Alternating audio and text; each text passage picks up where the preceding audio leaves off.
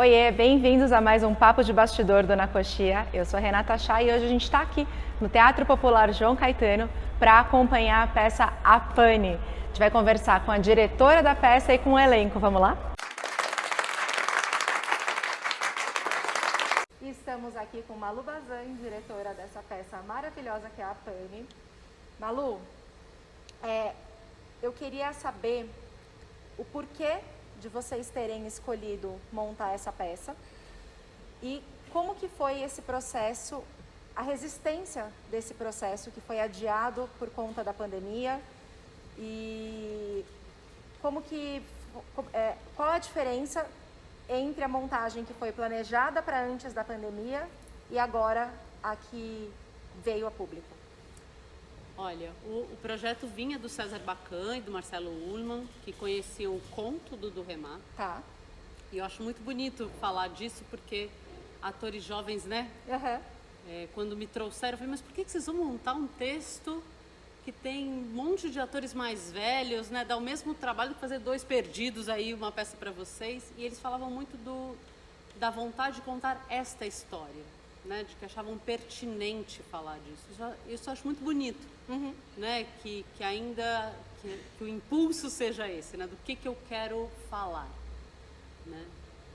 E para mim era uma das questões trazer, eu falava, eu acho que não faz sentido fazer essa peça se não for realmente com atores mais velhos. Isso era uma escolha aí já de direção, né?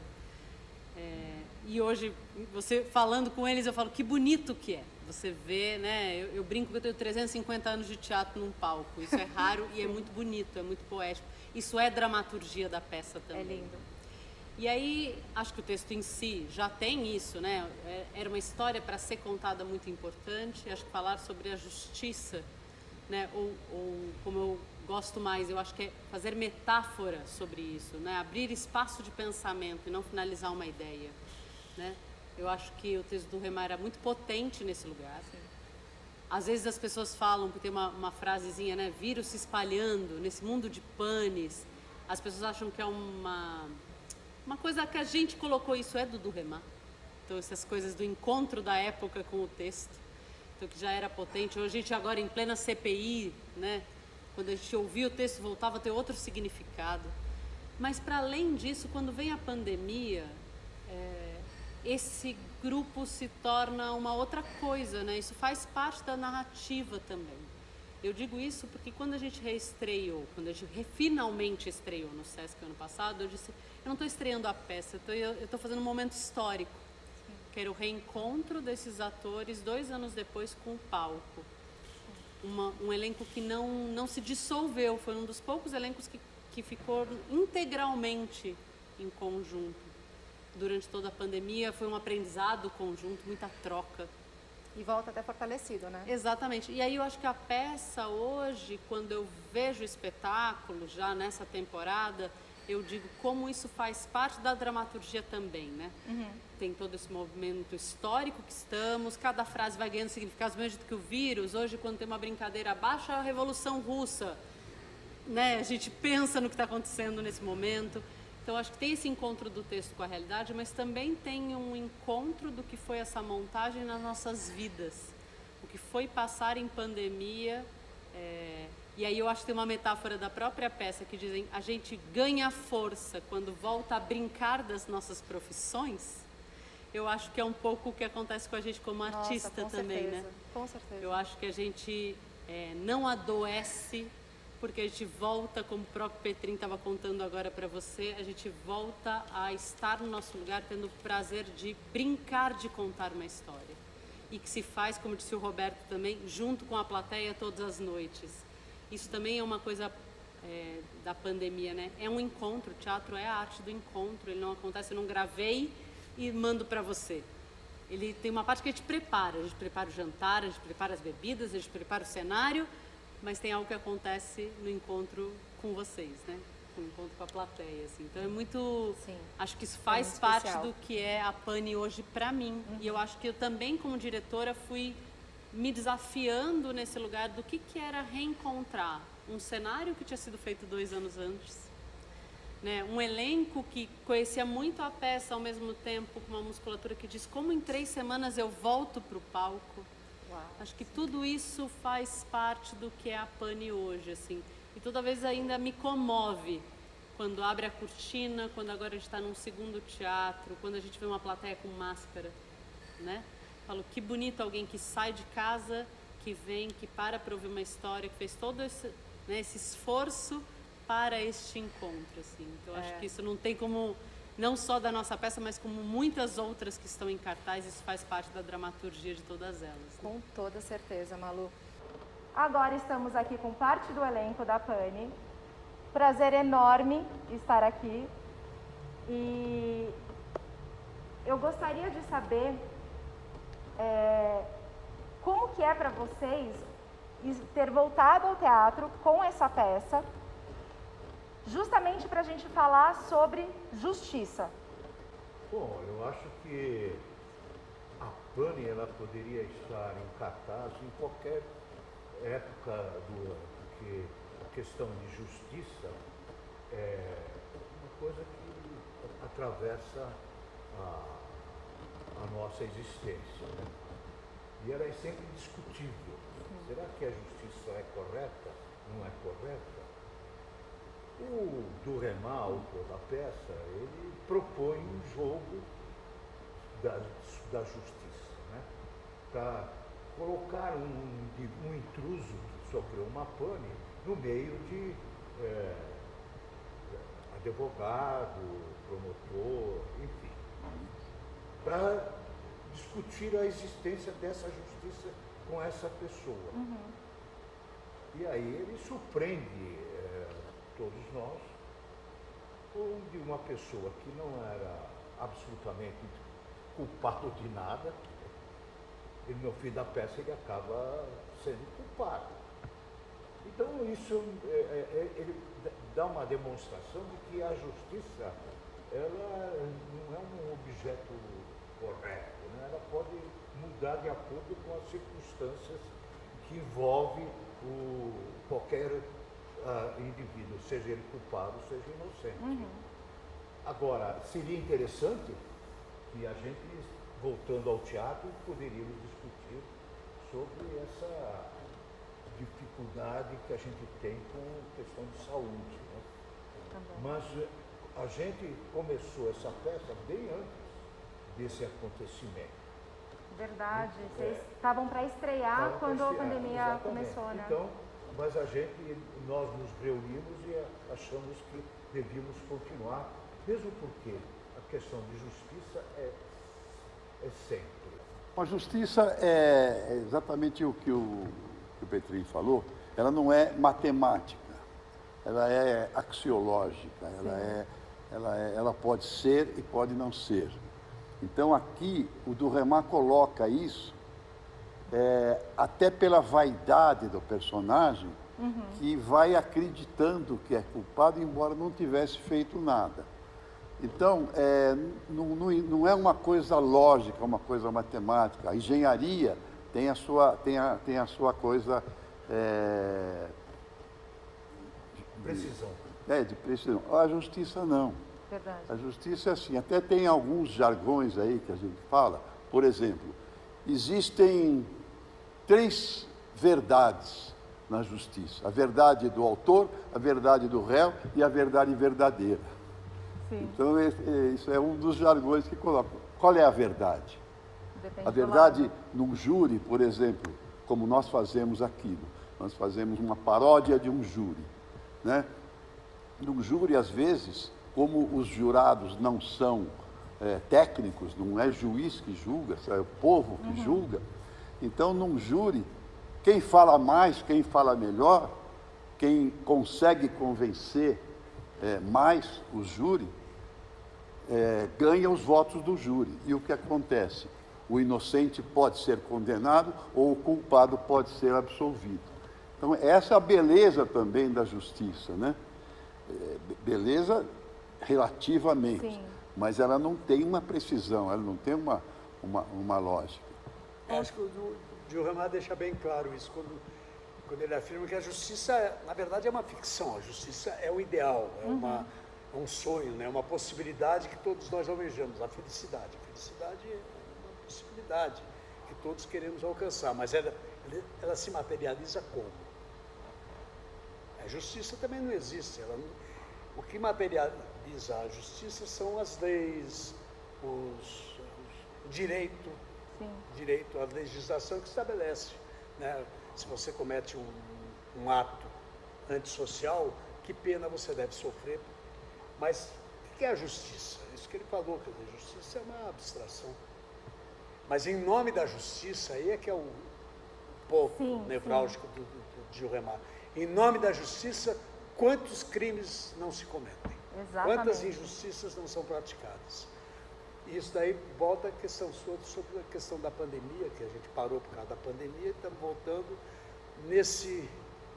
nessa tentativa de botar a cabeça para fora de toda a humanidade, né? Mas apesar desse tema ser tão polêmico, né, da justiça, alguém poderá imaginar isso aí deve ser uma chatice. Só que a peça é o contrário, ela é muito divertida. Exatamente, eu ia falar sobre isso agora, que vocês fazem um paralelo, vocês trazem isso com uma comédia muito gostosa de se ver, né? Exatamente, porque a plateia vai acompanhando o personagem que é o protagonista, né? Que o público sempre olha através de qualquer espetáculo, através do protagonista. Sim. E aí a plateia vai percebendo que ele vai se imbuindo de uma culpa que não tem explicação. Com certeza. Então, mas isso é que acaba transformando essa justiça numa paródia engraçada, né? E, pessoalmente, qual está sendo a parte mais gostosa? Fazer. Olha, é o seguinte, o meu personagem, ele tem o privilégio dele, ele cria uma história, né? Ele não sabe nada, ele cria uma história. E o culpado, né? Ele acaba aceitando isso, essa história que ele cria, que é um absurdo. Ele cria detalhes de como começou a acontecer as coisas. E a imaginação desse personagem é isso. Ele vai criando uma história impressionante, que até eu, como ator, às vezes me perco nesse meio dessa história tão absurda que ele cria, né? Ele inventa, ele coloca a coisa praticamente. Ele vai ao chão para criar essas coisas todas, né? Então isso, para mim, é um prazer fazer a peça por essa razão. Maravilha. E o público se diverte, o público vai junto, a gente se diverte fazendo, a gente faz uma coisa meio farsesca ela chega no público e volta para nós. É deliciosa. Não é aquela gargalhada, porque a peça é de um humor muito inteligente, não é escorregar na casca de banana e o público dá risada. Então, eu acho que isso a gente faz nesse tom de comédia e de farsa, e o público acredita e participa. E eu acho interessante também que o texto traz 4 personagens que, pelo texto, todos têm mais de 70 anos, ou até 80 no original, eles são mais velhos ainda que nós. E esses 4 personagens movimentam tudo, já combinados lá atrás, né? Deveria ser isso, para fazer esse jogo com quem chegasse na casa. E a gente se diverte, a gente sofria do coração, não sofre mais, sofria do pâncreas, não sofre mais. Nós nos curamos com essa brincadeira. Eu acho que isso é muito importante. E trouxeram aqui 4 atores, com estrada. 3 quase da mesma geração, e o Heitor um pouco mais novo, mas faz o papel de velho como nós. Eu acho que isso é interessante também. Uma peça que tem 4 personagens velhos. Com certeza. Eu nunca vi isso, né? Tem É difícil. a coisa do riso que ele está falando, que é o riso da compreensão. A plateia ri porque ela está compreendendo, porque é uma ação que se desenvolve aqui. Você diria, mas isso acontece em muita peça, claro, mas aqui no caso específico da Pani, tudo é inventado. É como se esses personagens não sabem. o promotor, ele fica imaginando essa história na hora. Fala assim, daí ele estava vestido com roupão de banho. Não era um roupão de banho, era um kimono. Quer dizer, ele está inventando na hora. E isso a plateia percebe que é um jogo. O outro aqui inventa, não, mas ele estava... Não, teve um temporal. Não, temporal foi afetado. Não, ele bebeu. Você entendeu? As coisas estão acontecendo na cara do público. Então, é o riso que surge, não só das palhaçadas que a gente faz, porque a gente se liberou também, né? Que é maravilhoso, certinho. inclusive. Não tá com... Nós ainda acrescentar um dado. Eles bebem o tempo inteiro. Eles bebem. O personagem tem que ir. Eles não ficam bêbados. Quem fica bêbado é o personagem Traps, né? Nós também, né? Eles não ficam bêbados. Não, mas nós continuamos com a consciência. O outro desembesta. Sim. Mas a gente bebe o tempo todo. Subentende-se que estamos ficando cada vez mais alegres. Mas com controle. Com controle. Sentido, sim. A gente bebe, mas mantém a coisa. Ele perde o controle da situação. Ele perde. Ele não está acostumado a beber desse jeito, ele perde o controle. Eu acho que isso e a vaidade dele leva a reconhecer que ele é culpado, porque aí ele vai ser um cara conhecido, famoso, por ter feito o maior assassinato de todos os tempos. É uma crítica aos tempos atuais das celebridades. Você abre qualquer desses... Eu abro o UOL, por exemplo, eu fico vendo as notícias desse mundo das celebridades. O que eles fazem para aparecer é o que o personagem fala. Eu matei, fui eu sou um assassino. Porque o cara quer ser notícia. Sim. Eles chegam a esse absurdo. Então, isso que parece absurdo na peça, você lê diariamente nessas colunas de fofoca. Eu acho que a peça tem um pé no teatro do absurdo. Né? Isso ele envolve tudo. Então tem coisas para assim, mas isso é um absurdo. E de fato é um absurdo. A peça é um absurdo. Mas tem muitos paralelos com o mundo real. Ou o BBB não é um absurdo. Ou o BBB não é um absurdo. Essa briga das celebridades, que fazem tudo para virar notícia, isso daí não é um absurdo. Então o teatro do absurdo virou quase que a verdade. O teatro verdade. Olha, eu quero agradecer muito vocês por estarem aqui com a gente. Venham assistir a Pane. Deixar claro que nós, pelo menos nós três, com mais de 50 anos de teatro cada um, temos um grande prazer de fazer essa peça, quantas vezes for necessário, porque às vezes dizem, vai repetir, não se repete. Sim. Cada espetáculo é um espetáculo. Verdade. Você é atriz, você sabe, né? Não é falar a mesma coisa. A gente se diverte o tempo todo. Agora você vai me permitir fazer uma citação, já que você vai fechar, terminar, uma citação do filme dos Solanas, A Nuvem, que eu até postei recentemente. Um personagem, que é um grupo de teatro, né? Chega um personagem para ele e fala assim, para com esse negócio de teatro, você tem que ir atrás de fazer sucesso. Isso a gente ouve muito de gente que fala assim, meu filho, faça sucesso, se você quiser ver. Você tem que fazer sucesso. Daí o outro pergunta assim, sucesso? O que é o sucesso comparado ao prazer de todas as noites repetir as mesmas falas e as mesmas histórias? Não existe prazer maior que isso. Que delícia. É verdade. É isso. Obrigado, então. Obrigada. E vamos lá, né? E até a próxima. A Pane está agora fazendo essa temporada popular, que é muito importante nos espaços públicos de teatro. A gente está fazendo esse final de semana.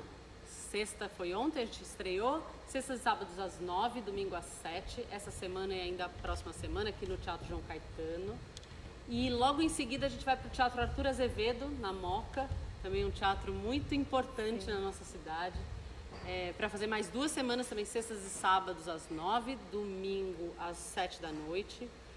A gente tem feito beneficente, também acho que também faz parte da dramaturgia, ajudar esse momento que a gente está vivendo. Então a gente está pedindo a colaboração de quem puder trazer 1 quilo de alimento, porque a gente vai doar isso para as instituições próximas de cada um dos teatros. Bacana. Mas não tem? Venha, porque as portas dos teatros estão abertas para vocês. Assim. E esse aqui foi mais um Papo de Bastidor. E se você tem uma peça ou quer indicar alguma, é só mandar uma DM ou um e-mail pra gente que a gente entre em contato para marcar. E vai ser uma delícia estar junto. Um beijo e até a próxima!